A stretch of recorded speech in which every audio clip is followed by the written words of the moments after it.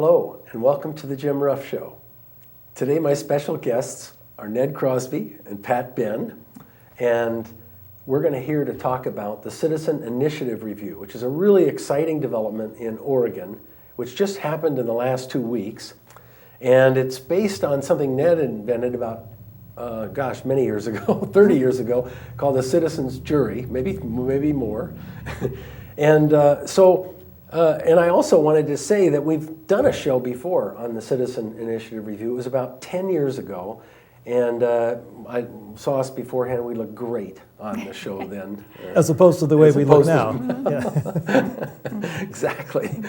So, but anyway, I thought we'd start and you could hear a little bit about the Citizens Initiative Review and just kind of how exciting it is.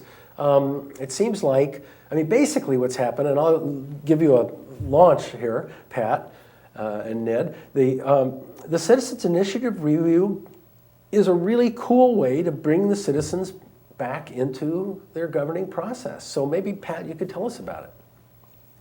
Well, it was exciting to actually see this happen in Oregon. So each week, 24 citizens randomly selected from all over the state of Oregon to make a microcosm of the people came together for 5 days, heard presentations on the initiative. So you had two groups. Two separate groups. 24 people, second group, 24 people, randomly selected. Two different initiatives. Two different citizens' initiatives that are getting reviewed. At the end of the week, they come up with their own report, which will be in the voters' pamphlet for these two initiatives in November. Okay, let's underline that. That's the first, and that's what's new. And it was very exciting to see how seriously they took this work and how much they enjoyed it. Oh, that's really cool. So I'm a voter in Oregon, and I look at this thick initiative thing, and I get to see all the pros and cons, but I also get to see a page that says, hey, we took 24 random citizens, and they studied this for a week, and they came up with one part of it is called Key Findings. And this is something that just our basic facts about surrounding this initiative or impacting this initiative. What is actually true that they all could agree on, or we called it sort of a supermajority.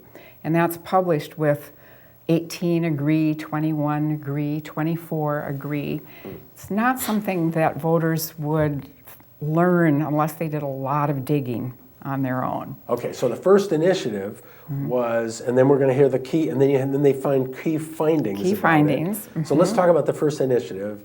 Is what? Okay, but what I'd like to say is that for me, the key findings are nice, but what's really important is that when you take a look at that page that was summarizing a week's work on an initiative by 24 people, the first thing you're likely to notice if you look at the first measure they examined was that 21 people opposed it and only 3 supported it. Cool. In other words, what you see and what most people will pay attention to is how many people favored, how many people opposed, and their reasons. Now, the person who's a little bit more diligent will go on to the key findings, which are very important to give credibility to what we're doing. They're just not spouting some reasons off the top of their head. They've looked very closely at this. But there'll be a single page for each initiative that was examined, and as you said, we did 2 of them.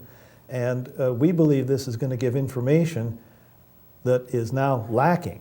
Perfect. So the first initiative was? Ballot Measure 73, which dealt with mandatory sentences for certain sex crimes and for drunk driving. Okay. Mandatory sentences for sex crimes and drunk driving.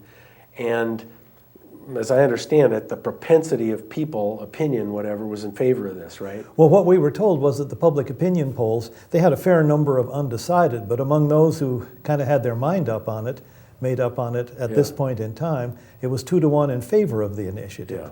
So when you get 21 out of 24 people at the end of 5 days opposing it, that's a huge shift. Huge shift. So now when I'm a voter, I'm going to turn to the book and I'm going to see this initiative and I'm going to see this page where these 24 random people came and they basically studied it and said, hey, we're not really excited about this, we don't like it, mostly. But then you had 3 that kind of were. That's right. Yeah. Cool. Yep. And I was going to go on to the pro and cons. Well, go on to the pro and cons then. Well, no, I mean, that's the other two parts of that page, plus a little bit of explanation about just who these people are and the process they went through. Nice. But I wanted to emphasize that it is their report, their own words. Yeah. So the 24 put it together, and there's a Yes. page in the voters' pamphlet that's really created by just random citizens. Right. Now, of course, one of the things that people should realize, sometimes when they hear us talk about this, they think, oh, wonderful, the people are putting together their own initiative. But that's not the case. What's happening is that initiatives that have qualified for the ballot, people have gone out and gotten the signatures and put them on the ballot, just like happens here in Washington. That then 2 of these were selected by Healthy Democracy Oregon, the group that was running the process. And so that was the 2 initiatives that were reviewed by these people, and they were able to say what they found about it and explain why they came up with the ideas they did. Great. Okay, so your organization is Healthy Oregon, Healthy Healthy Democracy. Democracy Oregon. Oregon. Yeah. There isn't it isn't our organization. All right, well, the one you initiated. Not even even quite that. that. They came to us and asked Oh, us yeah. whether they could do this. They heard that we were trying to get this done in Washington. And as I think you know, Jim, we tried, especially in 2007, we were not successful. And we're delighted when the 2 young men contacted us. So it's an Oregon effort using a process that we worked on for a long time. That's great. Okay, so I know that everybody's anxious and suspense. What's the second initiative? What happened in the second initiative? Second initiative was dispensaries, adding dispensaries to the medical marijuana law in Oregon. Yeah. And probably just to go back to the other one, mandatory sentencing was also an addition to something. They do have mandatory sentencing in Oregon, but this was an addition, as was the second one with the dispensaries.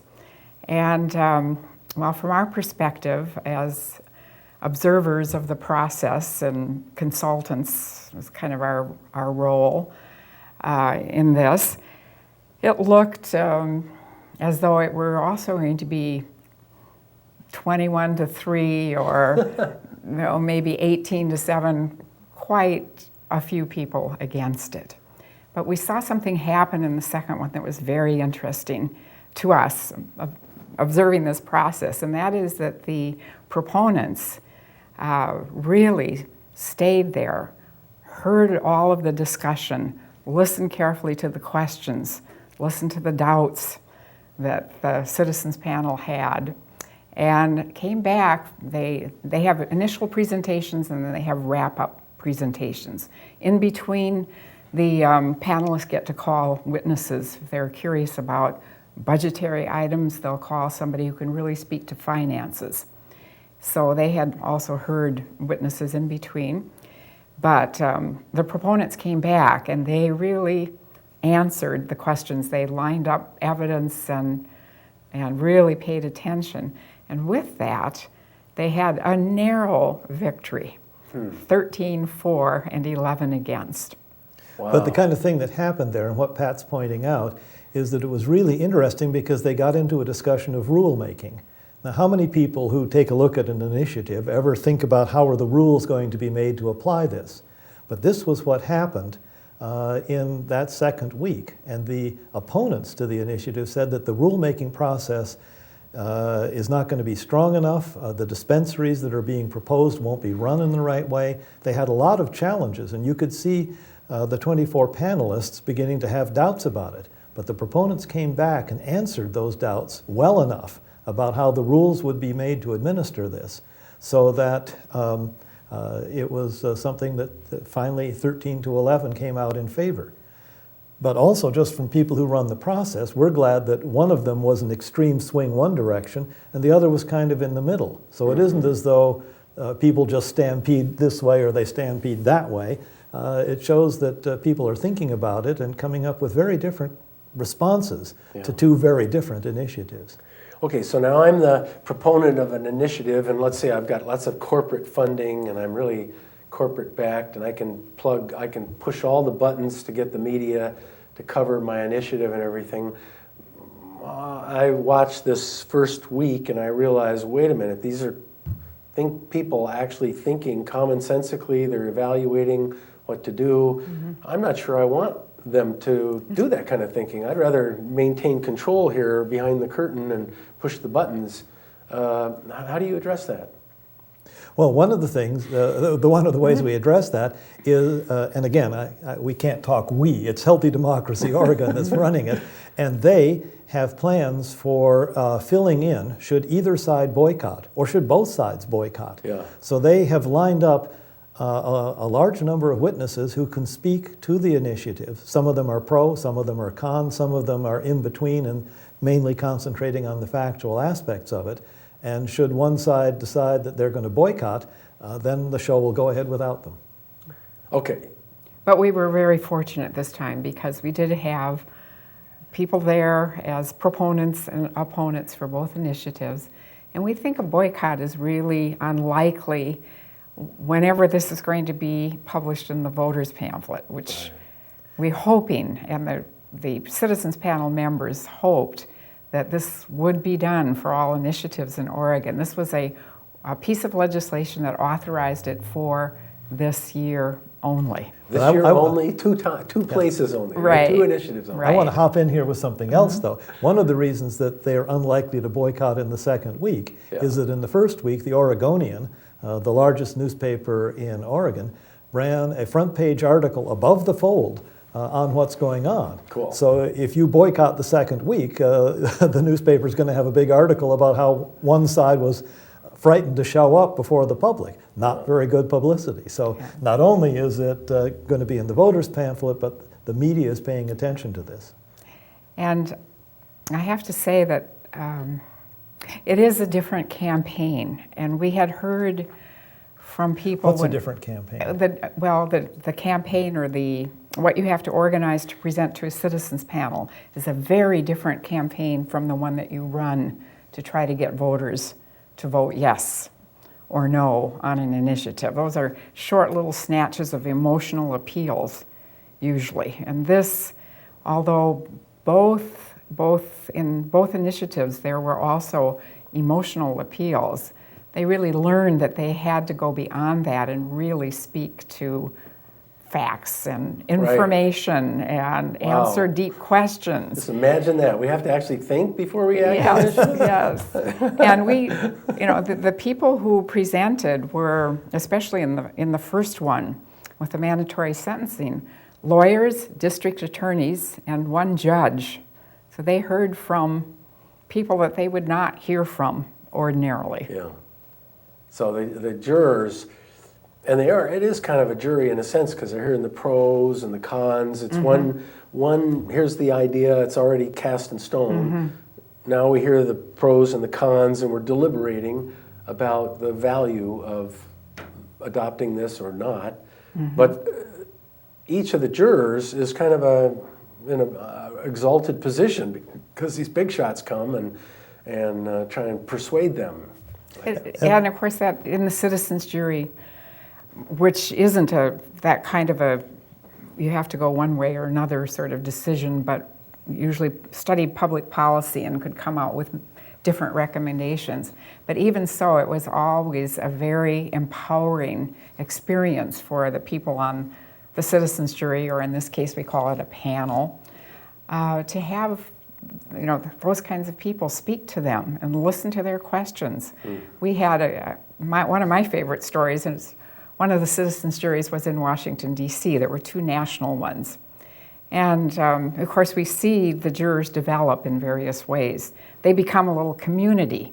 Yeah. Even though they've never seen each other and they come from all walks of life and all ages and different backgrounds, it's so interesting. And on the national level, different accents. And I watched this woman, small woman, rather retiring, quiet for much of the process, ask a senator, a U.S. senator, a question. And when he didn't answer it to her satisfaction, she called him on it and said, "Senator, you did not answer my question." But the empowerment goes just beyond their forming a community and their being willing to speak up. because in between the pro and con presentations, they get a day when they can call their own witnesses. This is really important because we discovered in some citizens juries run back in the 90s that when you had the pro and the con team there, especially when they crafted the message well, all you got was sound bites from one, not all you got, but it was too much sound bites and rhetoric from one side and sound bites and rhetoric from another side, and the truth somehow went missing. But with the panelists in our Citizens Initiative review able to call their own witnesses, this gives them the opportunity to reach out and find out things that they otherwise wouldn't learn. Yeah. I would. Excuse me. I'd like to just publicly say a word about the staff that Healthy Democracy Oregon pulled together. There are two co-directors, the two men who came to us originally and said, we've heard of the CIR Washington, as we were calling it, and can we use this idea and adapt it for our state, and would you help us? Which we said, obviously, yes.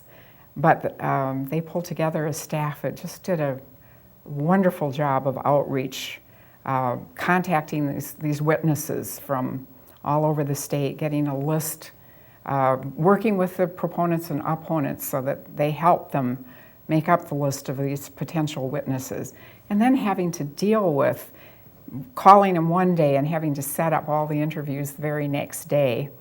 Many of them came in person, but some of them had to be done by phone. But it was really a capital job, I have to say. Yeah, and I've known Elliot for a long time, so that he came to my seminar way back when, I think. So tell me what I think I know one of them, but what are some of the surprises that happened for you? Well, one of the surprises that happened for us is that the staff got bogged down at a certain point, and the panelists came together and kind of helped out. And it was a very interesting moment. One of the moderators on the second to the last day was trying to be very fair and allow every voice to be heard. And he was concentrating so hard on that that he let the timing drag on, and they got behind in their schedule.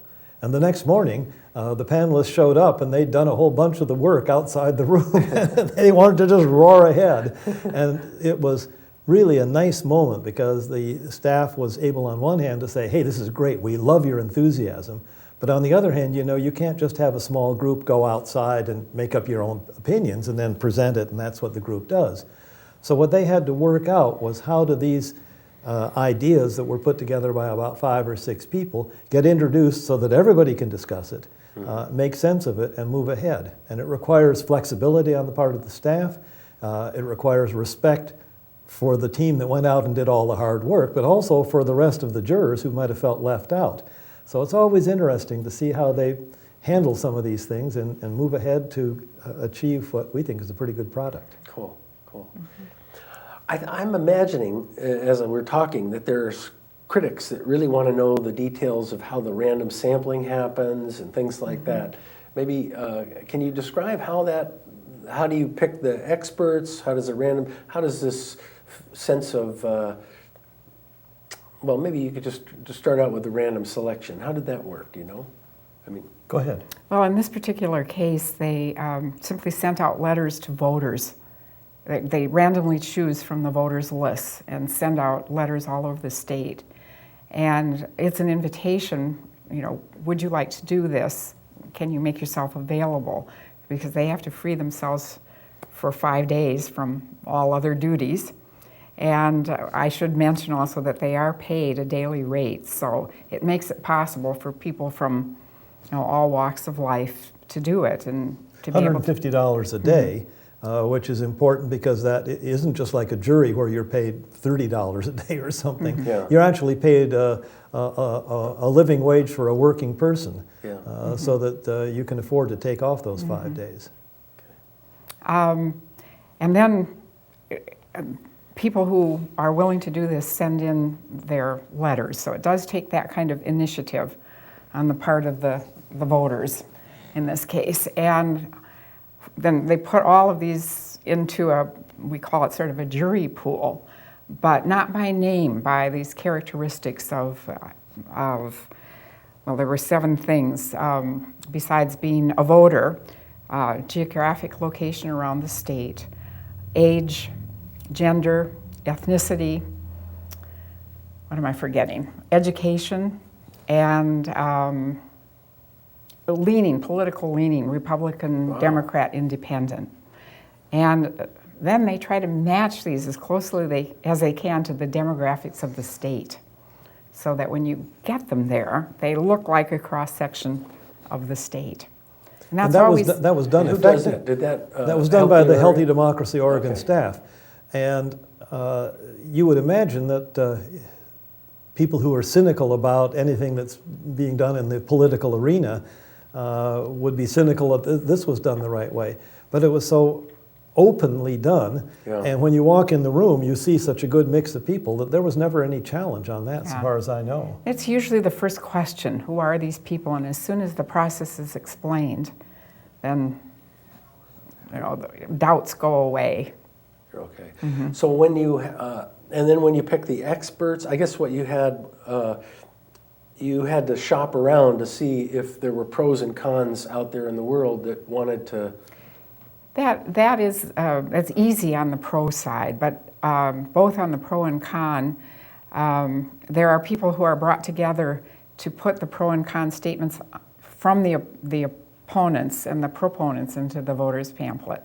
So Healthy Democracy Oregon can look at those names and approach those people and ask them to take part. It's easy on the part of the proponents because they've gone to a huge amount of work to put this on the ballot, Right. and their names are attached. It's a little harder with the opponents. But now we're getting into one of the complexities of the process that requires a little explaining, because as Pat described, it's not too hard for Healthy Democracy Oregon to discover who the proponents are, and they can bring their own witnesses. And then you have to work a little harder, who are the opponents, and they can bring their own witnesses.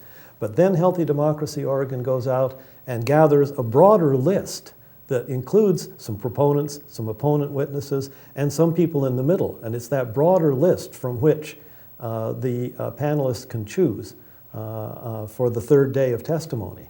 And so that one is more complicated. They consult with each side, but they also try to do networking to make sure that they pick up on key people. For example, who is the judge who does a lot of the sentencing in the area of drunk driving? Wouldn't it be good to talk to this man, since this initiative is about what's going on in his court? So he was on the list of people who could be called, and as a matter of fact, that was the judge that was called, wasn't it? Yes. Oh, that's great. That's great. So, And okay. yeah. Another thing, I don't know if I call it really a surprise, but it was so heartwarming because all of the witnesses who came or spoke to the panel on the phone were all so gracious about it, and oh, I'm so happy to be here, and thank you to the citizens for doing this. Very nice. And also, I was surprised at how very good the press was. Surprise, surprise. Nice. Ned mentioned the one article. There was Yeah. an editorial in the paper in Astoria that said, Healthy Democracy Oregon is the best thing that's happened to the state in 20 years. That's Well, wonderful. we got to be a little more careful. One of the best things, a little careful. Oh, okay. One of the best Sorry. things to happen in Oregon in 20 years. So, all right, now we've got this, you got a foot in the door, literally, and you've got these 2 initiatives, you've got this 1-page report on each one, it's going in the voter registration roll. Now what? What do you expect to happen now? 2 things. First, there's a major evaluation being done of this, a $218,000 grant from the National Science Foundation. National Science Foundation, which is pretty impressive that a national organization that deals with science would find it this important to do an evaluation. Cool. Yeah. So we'll learn not only what they thought of the process, but how it affected the voters, because polling is going to be done. Then the second thing is we hope that the quality of the process was such that the legislators in Oregon in the next session in 2011 will be willing to make this something permanent in Oregon. Right now, it's a 1-year test. Okay, so how does that happen? Do you kind of hold your fingers, or does Elliot and Tyrone go out and market? Well, both. this, or- But the most important thing is what do the people who have been taking a prominent role in supporting this, what do they think? Yeah. Secretary of State Kate Brown came on the radio show that was held one morning Wow. to talk about it. That's great. Representative Roblin, who is the chair of the Rules Committee, when he was at a national meeting in Washington, D.C., talking to people from states around the country, mentioned this as something he's proud of. Now, if the evaluation is poor, neither of those officials is going to be proud of it, and we won't get very far. But hoping that the job turns out well, the evaluation, they're going to carry it forward. But Tyrone and Elliot certainly will be helping as hard as they can to move Yeah. it ahead. Okay, well, that's great. And then, so how do you expect your role? What's your role now in this? Are you guys kind of, well, maybe you should tell us about your role all along. Well, our role, of course, has been to invent the process Yeah. and to nurture Healthy Democracy Oregon as they're getting going. Okay. And a big part of our work here in Washington, after we had the citizens jury, where I think we were on your show after that, where they said that they wanted this for the state of Washington 23-1, as I Wow. recall, yes. Yeah. And they had shaped, in the course of that citizens jury, they actually shaped many parts of it, exactly how they wanted it. But then a big chunk of work after that was actually to put it into legislation, into language that could be a law, either passed by the legislature or passed through an initiative. Yeah. So we worked really pretty hard on that. Here in Washington, and then we had to work also, and here in Washington, on the process. Now, we know the citizens jury process quite well, but because this is what we call really a high stakes process, that is, the voters get this information, could influence how they vote. Yeah. We want to inform them, it could also influence them. We really have to be meticulous about the fairness of this, and that it just can pass every test. So we spent a long time working on this, and we did run a test in Oregon on a real initiative in 2008. Okay, so you had a citizen jury, a similar process on whether or not to do it in Washington, Mm-hmm. almost 23-1, and then you had a test in Oregon, and that worked too, and now you've done another big test. Yes. So, but the point is that again, it was a group in Oregon that did the big test, because it isn't outsiders from Washington at this point who are running the show. It's the folks there, No. and we hope deeply that they will move ahead with it and put it into law. So they borrowed on all of this work, and I've got to stop. Okay. Because we've got to end our show because of the time. I just wanted to celebrate. This is a big step forward for all of us. Thank you, thank you. Democracy for all of us. So congratulations. Thanks for having us here on the show. Yeah.